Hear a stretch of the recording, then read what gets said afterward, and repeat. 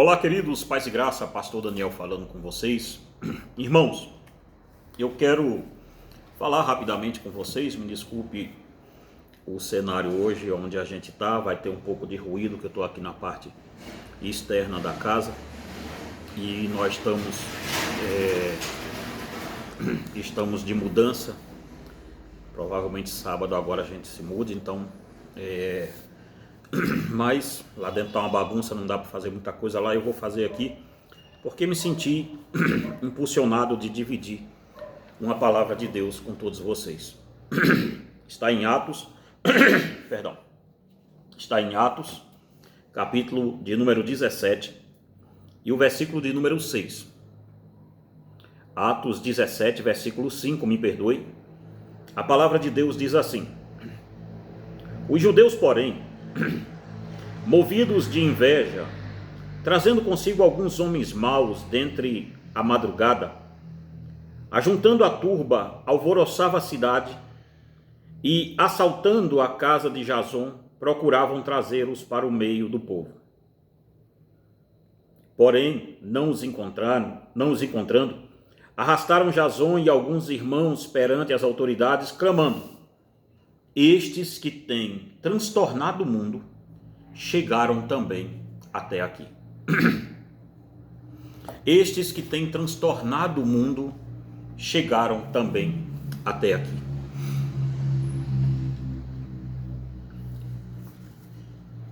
O fracasso espiritual da igreja. É sobre esse tema que eu quero falar um pouco com vocês nesse dia. O fracasso da igreja do século 21. Quando nós lemos Atos dos Apóstolos, vemos o que era a igreja e observamos o que temos agora, nós vemos um distanciamento abismal do que é uma igreja de Jesus Cristo, qual era a ideia de Cristo em fundamentar a sua igreja, fundamentar a sua noiva, e vemos o que temos hoje. Quando lemos Atos, vemos o que a igreja era e o que temos agora. O que tínhamos era uma igreja que não se curvava ao Estado opressor, que não tinha nenhum compromisso sobre qual César, qual imperador estava no poder. O que tínhamos era uma igreja que não se impressionava se era César Augusto, se era Nero, qual César que estava no poder, qual imperador estava no poder. Para ela pouco fazia diferença, era indiferente isso, porque ela sabia que o seu reino não era, ela pregava um reino que não era deste mundo. O reino que a igreja pregava não tinha nada a ver com Nero, não tinha nada a ver com a opressão romana. Eles oprimiam e a igreja continuava de pé, fazendo aquilo que ela foi chamada a fazer: pregar o evangelho, única e exclusivamente o evangelho, e nada além disso.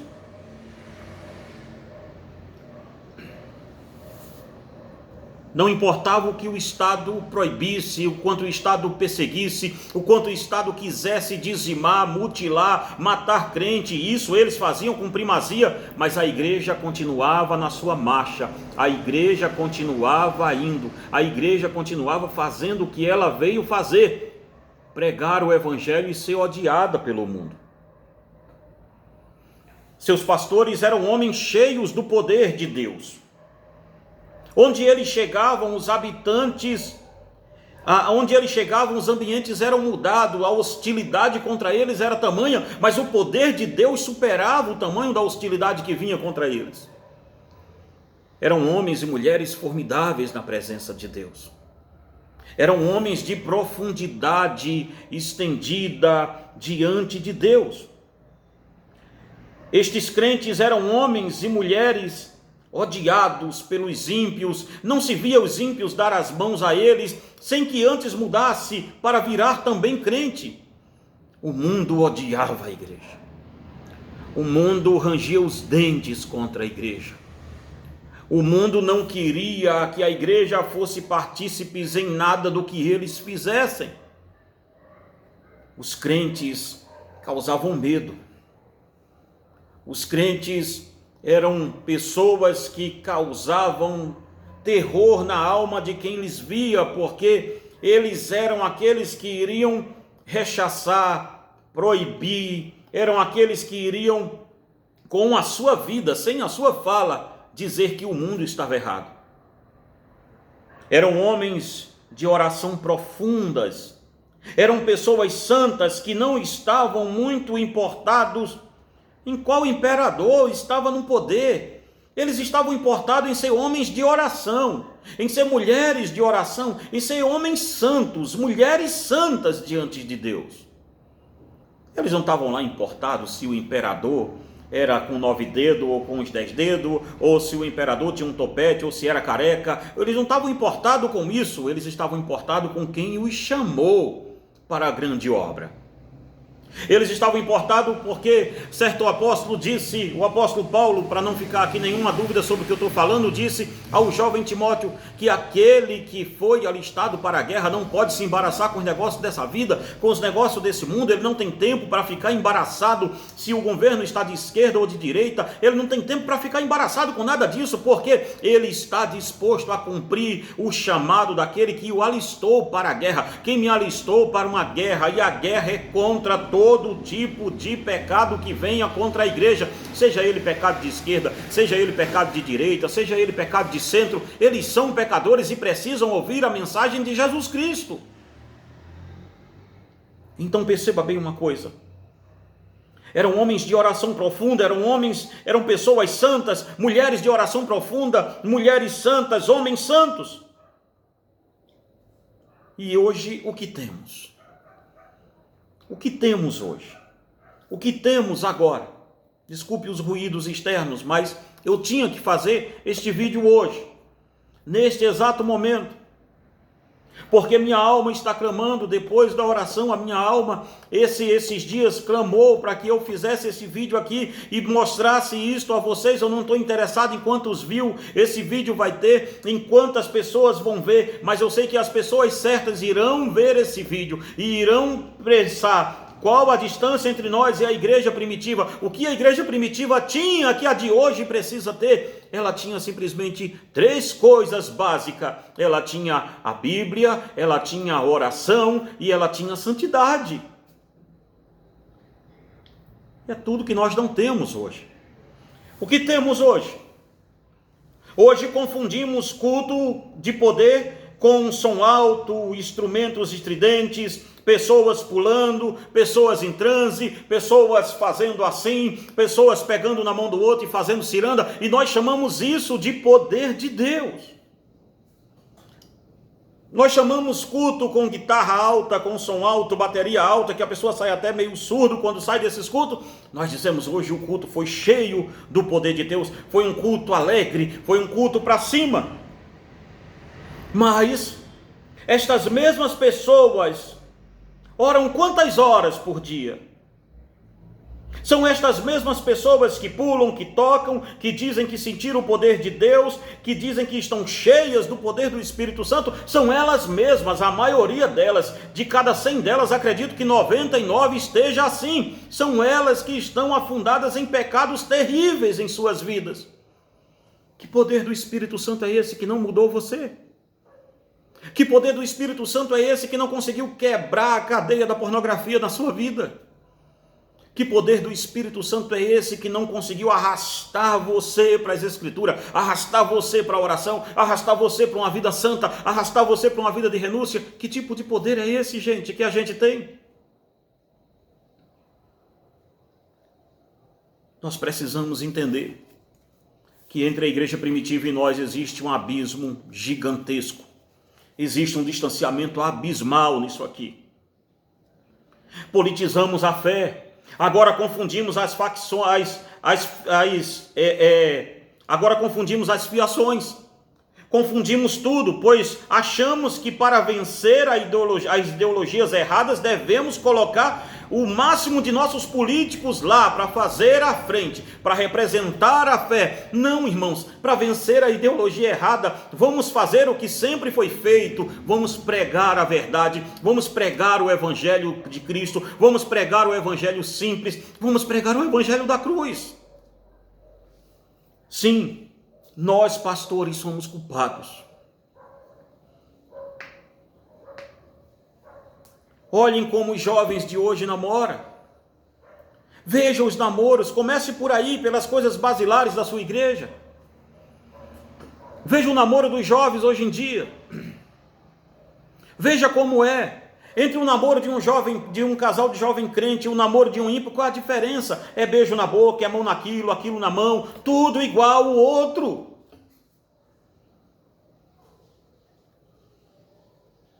Nós somos culpados. Nós não conseguimos observar e fazer separação entre o santo e o profano, em ensinar aquilo que não é politicamente correto, em ensinar aquilo que a Bíblia de fato diz que é pecado. Nós hoje temos maior terror em falar sobre o que é pecado em cima do púlpito. Nós nos rendemos às tradições que aí está. Os apóstolos tinham poder, mas não tinham dinheiro. Não é de se supor, irmãos, que o dono da igreja, o Senhor Jesus Cristo, morreu pendurado numa cruz, que os seus apóstolos primários, os 12 e Paulo, todos eles morreram pobres, e hoje em dia o que nós temos são pastores, apóstolos, bispa, sei lá, o que diabo você quiser que seja, andando de carro blindado pelo meio da rua. Não é de se supor que há algo de muito maligno nisso, não. Não é de se pensar que existe uma malignidade terrível nisso. Os apóstolos não tinham dinheiro, mas tinham poder. Os de hoje têm dinheiro, mas não têm poder. E como já falei, na falta de poder, colocamos qualquer bruxaria no lugar para seguirmos avante. Qualquer coisa serve. Colocamos copo com água, lama ungida, roda de capoeira dentro da igreja, psicanálise e hipnose, adivinhação de CPF, revelamentos, unção e caravana para Israel. Nós colocamos de tudo dentro da igreja, menos o poder de Deus, porque o poder de Deus, a pomba do Espírito Santo, filhão, partiu, já faz tempo. Foram vocês que não viram, como disse o profeta Jeremias em Lamentações, caiu a coroa da nossa cabeça e nós não percebemos. Caiu a coroa de Jerusalém caiu a coroa da cabeça dela e eles não perceberam. A mesma coisa para a igreja hoje. Eu levanto-me, coloco-me nos ombros de Jeremias e grito com a voz profética que ele teve e dizer: caiu a coroa da nossa cabeça e nós não percebemos. Vamos chegar no final de tudo e dizer que findou o verão, findou a cega e nós não fomos salvos. Será que vamos fazer isso? O que vemos hoje em dia? O que vemos hoje em dia é justamente isso. É dia do evangélico, é misturar santo com profano, é misturar Deus e o Estado.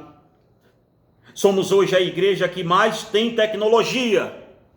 Nunca na história da igreja, uma igreja teve tanta tecnologia. Olha eu aqui falando para quantas pessoas que eu nem conheço. Nunca a igreja teve tanta tecnologia, mas tudo que ela sabe apontar e passar hoje em dia é somente escândalo. É escândalos e escândalos e escândalos, um atrás do outro, escândalo. Não propagamos o evangelho na internet, só propagamos escândalo.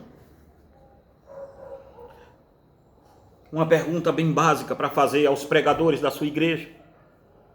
Você que está me vendo, faça essa pergunta ao pregador da sua igreja. Vá domingo na sua igreja e pergunte ao pregador. Quando ele acabar de pregar, pergunte a ele: quantas vezes você leu a Bíblia esse ano? Toda, de capa a capa. Nós já estamos basicamente no meio do ano. Pergunte para ele: quantas vezes esse ano você leu a Bíblia inteira?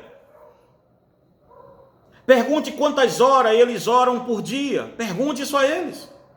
Faça esse desafio. Pergunte a eles: olha, uma vez no ano, quantas vezes vocês lêem a Bíblia toda? Quer levar isso ao culto? Pergunte ao seu pastor. Quantas vezes ele faz isso? O que temos hoje são pastores vendendo a noiva do Cordeiro. Em tempo de eleição, veja quantos candidatos vão subir em cima do púlpito da sua igreja.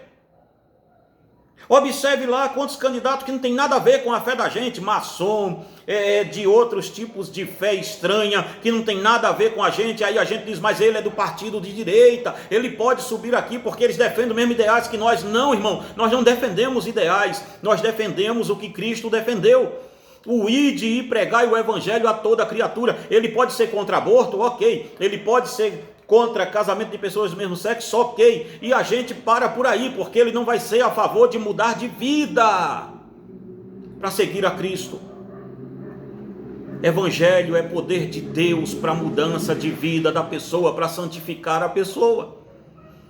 Não resolve a pessoa ser contra a ideologia de gênero, não resolve a pessoa ser contra aborto, não resolve a pessoa ser contra isso, ser contra aquilo. Ele está indo para o inferno do mesmo jeito.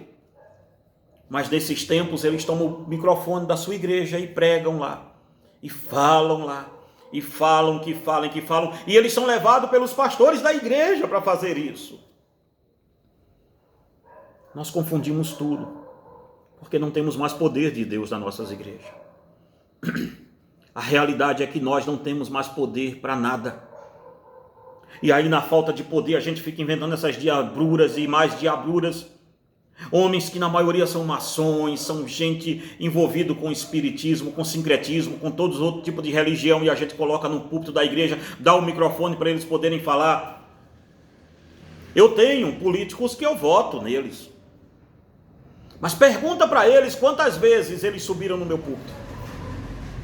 Pergunta para eles quantas vezes eles foram em culto da nossa igreja e sentaram-se em púlpito nosso. Pergunta para eles melhor, quantas vezes o senhor foi na igreja do pastor Daniel, sendo candidato?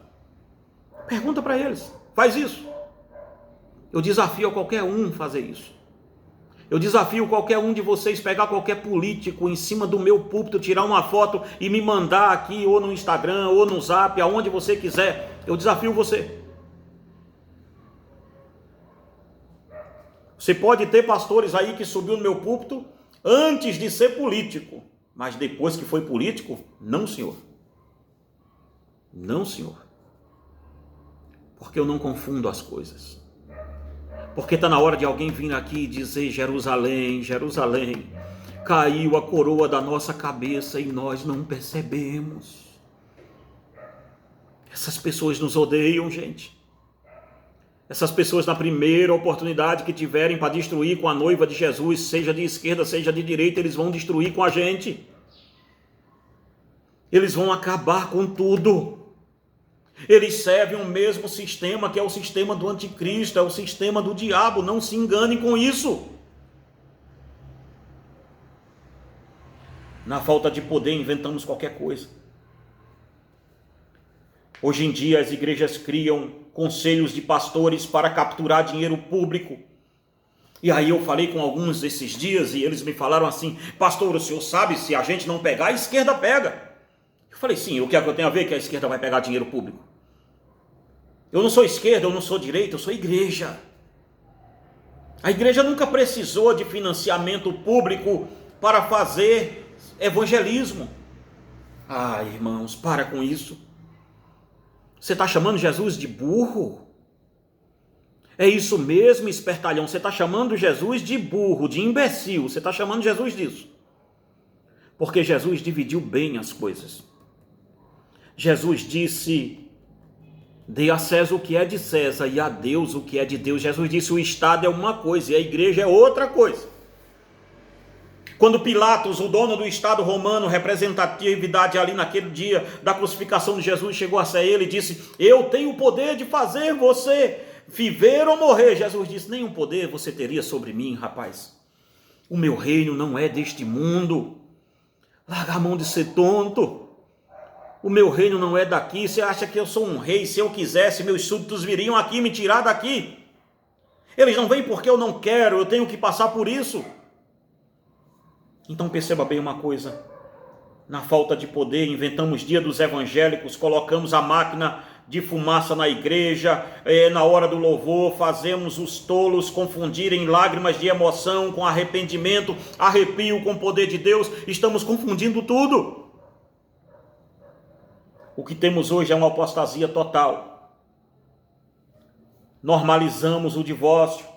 Igreja manda os seus líderes trabalharem em eventos ecumênicos junto com o Papa, como saiu aí há uns anos atrás, você viu megas igrejas, os pastores lá junto com o Papa em eventos ecumênicos. E o que estamos fazendo hoje em dia?